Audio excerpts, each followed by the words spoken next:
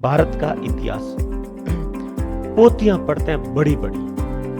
भारत का इतिहास किसी विद्यार्थी को लगता है यार इतिहास है, मैं इसको कैसे पढ़ूं, क्या करूं, किस तरह से मुझे करना है। इसके लिए हिस्ट्री बाई भवानी सर नाम से एक ऐप है, गूगल प्ले स्टोर पर आपको मिल जाएगा। जोधपुर के हैं ये।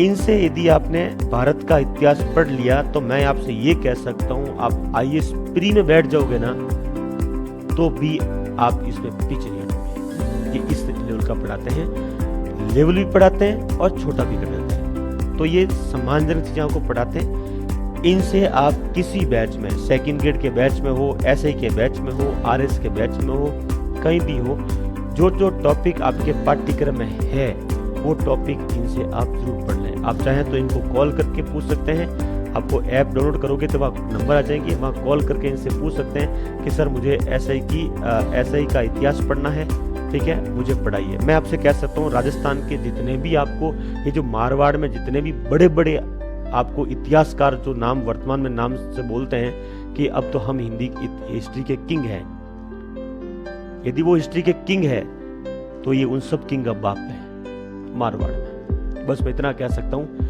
किसी को ऐतराज हो इस शब्दावली पर गौर कर सकता है। जो हिस्ट्री का किंग तो कोई बना नहीं है, ठीक है, फिर भी लोग अपने आप के नाम के साथ लिखते हैं कि हिस्ट्री किंग। यदि वो हिस्ट्री किंग है जो हाल ही में 4-5 साल से पढ़ा रहे हैं तो डॉक्टर भवानी सिंह राजपूत हिस्ट्री किंगों का बाप है। यदि इनसे आपने पढ़ लिया, इतिहास इनसे पढ़ लिया, मैं आप लोग ऐसा कह सकता हूँ कि आरपीसी में आपको किसी परिस्थिति में निराश आप निराश नहीं। ये वो अध्यापक है, मतलब इनसे पढ़ करके लोग तो मतलब इतिहास को कहां से कहां तक पहुंचा दिया है, ठीक है, पर नींव इनकी है।